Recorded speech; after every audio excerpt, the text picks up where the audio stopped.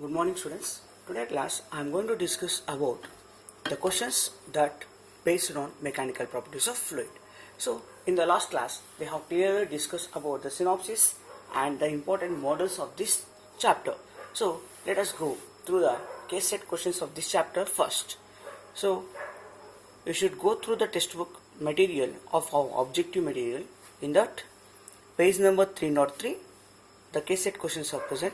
I am going to discuss the solutions of this chapter. So I am not going to rewrite the question. Just I am going to explain the question. You need to keep your book along with you while watching this video. So the first question of this chapter is, so you should open page number 303 in objective book. First question is, three liquids of equal masses are taken in three identical cubical vessels A, B and C.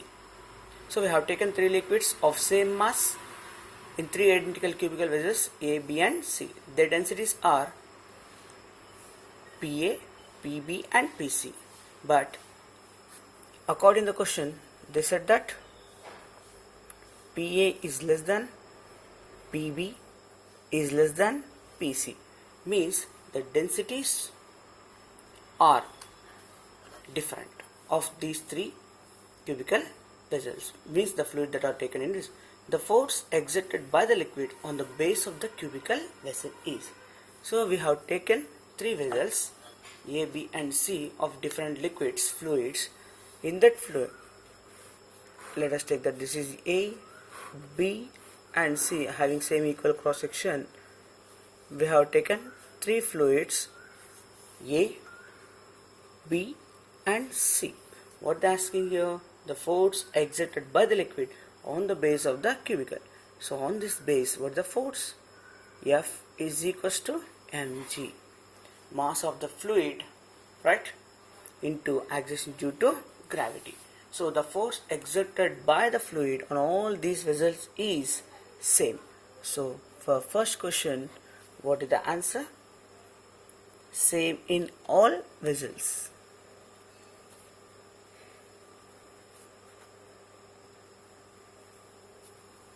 So this is first question. Next one. Next one is based on equation of continuity. Water is in streamline flow along a horizontal pipe with a non-uniform cross section. At a point in the pipe, the area of cross section is 10 cm square, the velocity of water is 1 meter per second, and the pressure is 2000 Pascal. The pressure at another point where the cross sectional area is 5 cm square is. So they have taken a non-uniform area of cross section. Let us take that. These are the 2 points. This is area A1. According to the question, what is the area? 10 cm square. It is entering with velocity 1 meter per second. And the pressure at this point is 2000 Pascal. Here the area is, we don't know. Sorry, they given area. How much? 5 cm square. And velocity of efflux means velocity with what velocity is coming out, I have not given. Along with they are asking us to calculate pressure. So here we have two questions are there. At first we should calculate velocity of the liquid that is coming out from that area of cross section. After that we should calculate the pressure. So first we apply equation of continuity to calculate this velocity. According to equation of continuity, what the formula? A1 V1 is equals to A2 V2. What is A1 here? 10 cm square. You should convert into meters. 10 into 10 raised to minus 4. What velocity is entering? 1 meter per second equals to area of this air cross section is 5 into 10 raised to minus 4 into V2. These two cancel. V2 is equals to 10 by 5, that equals to 2 meter per second. Now here these are the 2 points which are at same height. So we can apply Bernoulli's principle for this point as well as this point, right? So what is Bernoulli's principle? P1 by rho plus GH plus half rho V1 square plus P2 by rho plus GH plus half rho of V2 square. Here same height na, we can eliminate potential energy per unit mass. Now P1, what is the pressure at this point according to the question? 2000. What is flowing? Water. So water is 1000 plus half into of V1 square. What is V1? 1. P2 we should calculate, divided by 1000 plus half into V2 we have calculated just now. What is that V2? 2. So 2 square 4. 1000 ones are 1000 twos are, right? 2 ones are 2 twos are. So 2 plus 0.5. 2.5 is equals to P2 by 1000 plus 2. 2 send here. P2 is equal P2 by 1000 is equals to 2.5 minus 2, that equals to 0.5. Therefore pressure at the dead point is 0.5 into 1000, that nothing but 500 Pascal.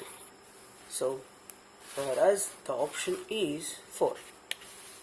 So for second question, what we applied, they given that the liquid is flowing in different area of cross sections, so that we applied velocity equation of quantity to calculate the velocity as well as pressure to calculate Bernoulli. So in this question we applied two formulas, one equation of continuity and another one is Bernoulli's principle.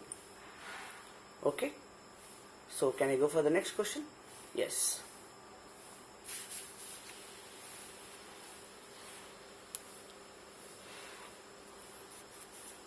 Next question is 8 equal drops of water are falling through air with a steady velocity of 10 centimeter per second. If the drops combine to form a single drop, big in size, then the terminal velocity of the bigger drop. So terminal velocity of the drop is directly proportional to square of its radius. That is okay. What they are saying, there are 8 drops are there. They are coming with what velocity? 10 centimeter per second. Okay. How many drops are there? Number of drops is equals to 8 drops. So radius of each drop R1 is equals to what? R. Final R2 is equals to what? 8 drops are combined. So what is the formula? N power 1 by 3 into R. So if n drops are combined to form a bigger drop of radius R, the formula is what? R is equals to n power 1 by 3 into R. So how can we get? We said that simple. So first I will say how the formulas came. Volume of the bigger drop, assume that V is equals to 4 by 3 pi R cube. Volume of the smaller drop, assume that small v, 4 by 3 pi smaller cube. Okay. Now how many drops are combined? V is equals to n into V. What is V?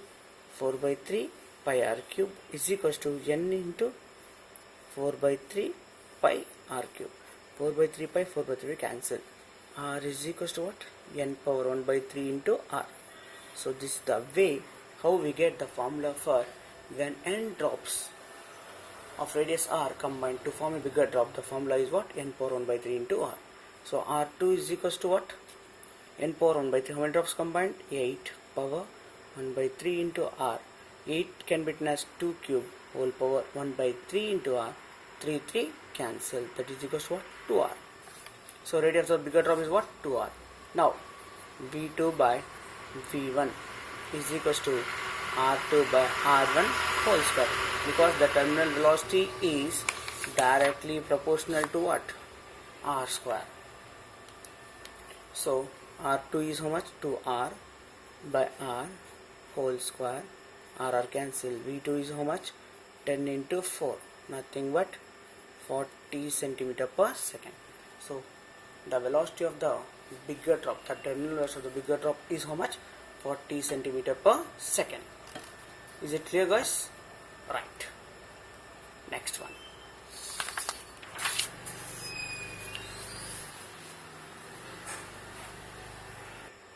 And the next question is very simple question. Two capillary tubes of different diameters are dipped in water. The rise of water is, I don't know. What is capillary rise? Formula: H is inversely proportional to radius. Nothing but, as you know, R is equals to D by 2. So H is inversely proportional to D by 2 or nothing but. So finally what you can say that height of capillary rise inversely proportional to diameter.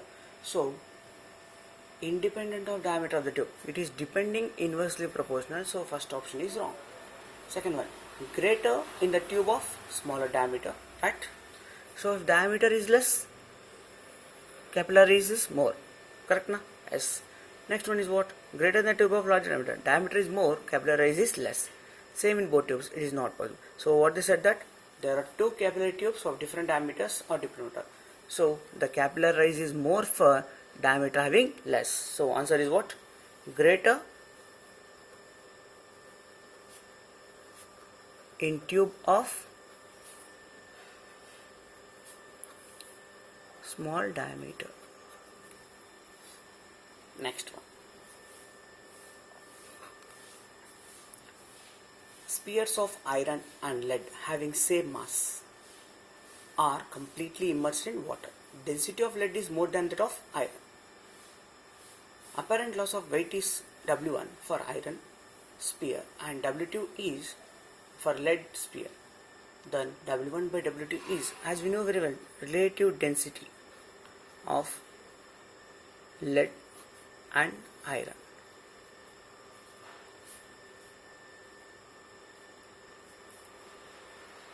So relative density of lead is greater than relative density of iron. You know here, relative density of iron to lead depends directly on what? Weight, apparent loss, W1 by W2. So here, weight of iron is, apparent loss of iron is more than apparent loss of, right? So what you can say that W1 by W2 is greater than 1. So apparent loss for iron is more than lead. So we can say that answer is what? W1 by W2 is greater than 1. Next question. Two solids P and Q float in water. It is observed that P floats with half of its volume immersed and Q floats with 2 by 3 of its volume is immersed. The ratio of densities of P and Q are.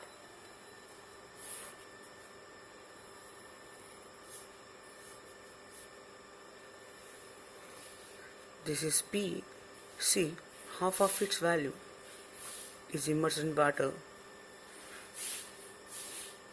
and assume that this is water and this is 2 by 3 of volume is immersed in water. Now coming to densities, what to calculate? Density of not immersed water is how much? For P, half rho G by, this is 2 by 3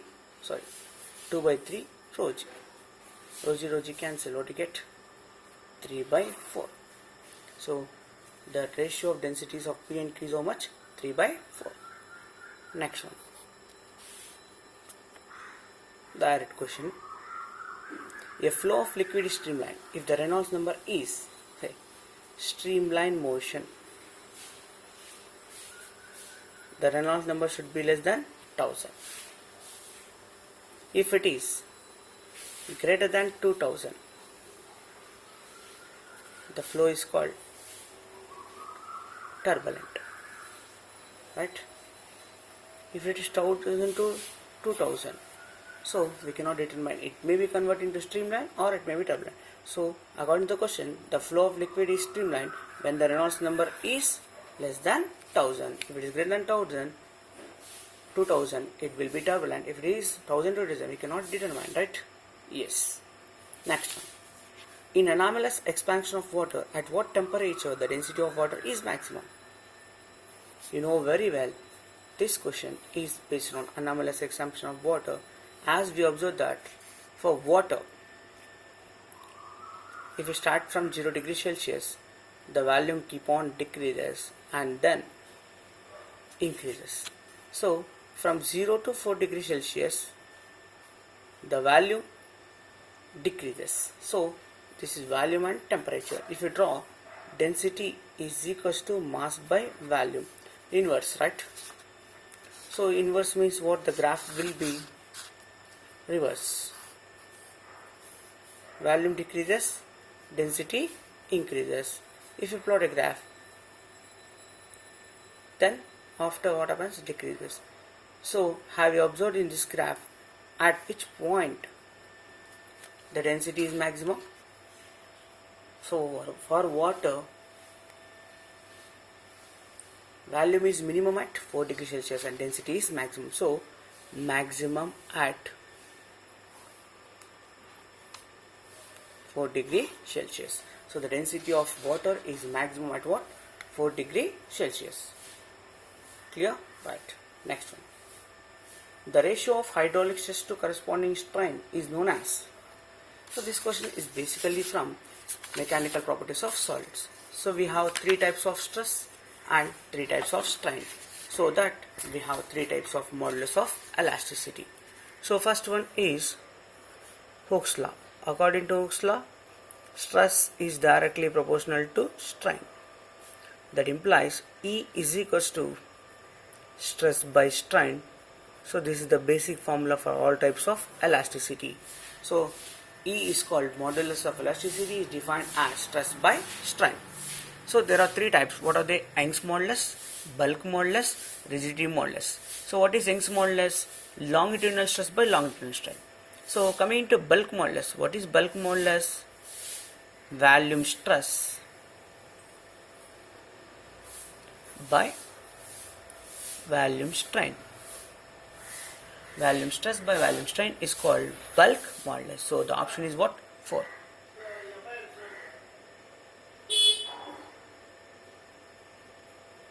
Next question. An ideal fluid flows through a pipe of circular cross section with diameters 5 cm and 10 cm as shown. The ratio of velocities of fluid at A and B is, see,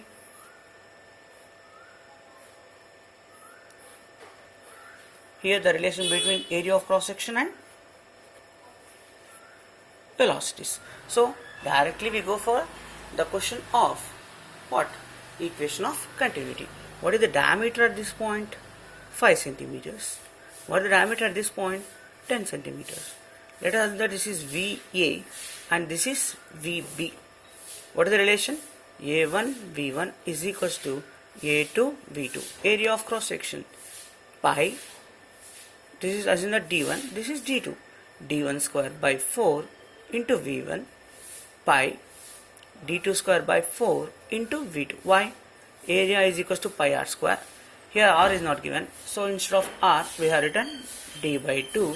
So d square by 4. Pi by 4. Pi by 4 cancel. We have d1 5 square 25 into 10 raised to minus 4 into VA is equals to 100 into 10 raised to minus 4 into VB. 10 raised to minus 4, 10 raised to minus 4 cancel. Now VA by VB is equals to 100 by 25. 4 by 1. So the answer is what? 4:1.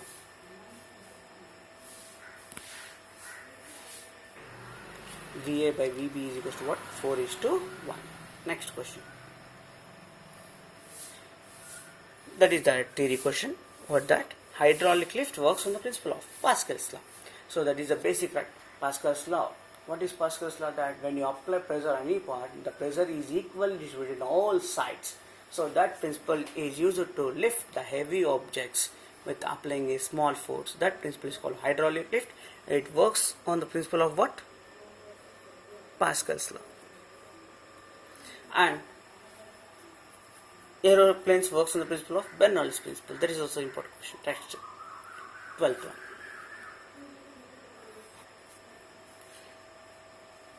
The pressure at the bottom of a liquid tank is not proportional to. Okay. So if you take water in a beaker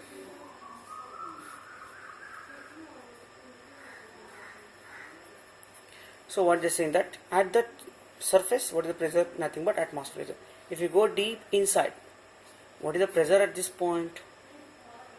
Gauge pressure P is equals to rho G H, right? So pressure at the inside the water, P is called what? Density. G is called what? Acceleration due to gravity. H is called depth.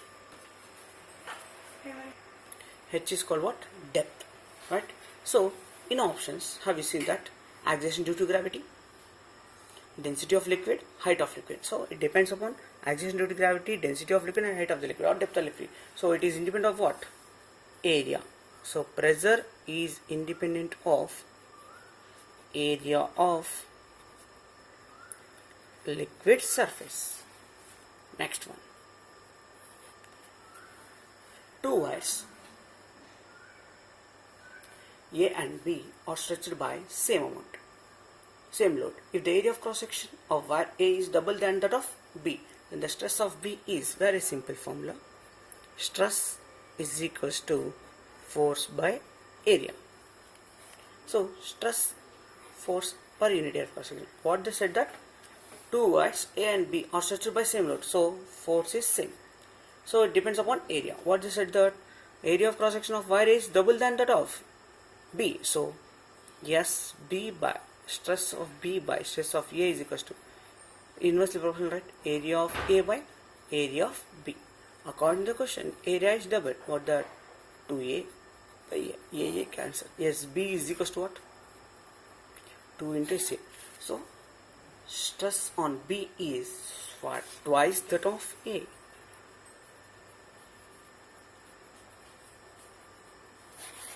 Stress on B is twice. Next question. A cylindrical container containing water has a small hole at a height of 8 centimeters from the water and at a depth of 2 centimeters from the top. Okay. Of the liquid, the maximum horizontal distance traveled by the water before it hits the ground. So let us take a beaker.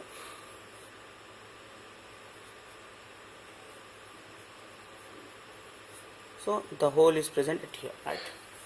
This distance is 2 centimeters. This distance is 8 centimeters. What they are asking?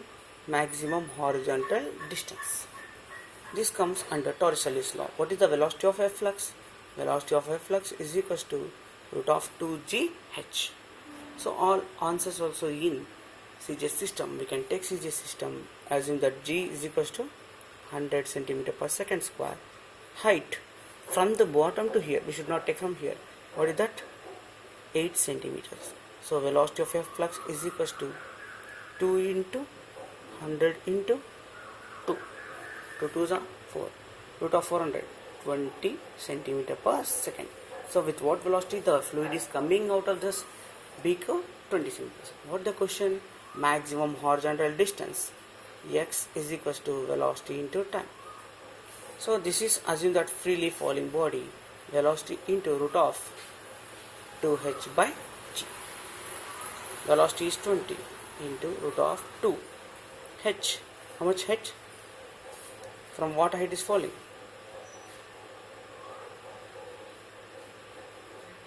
8 centimeters, right?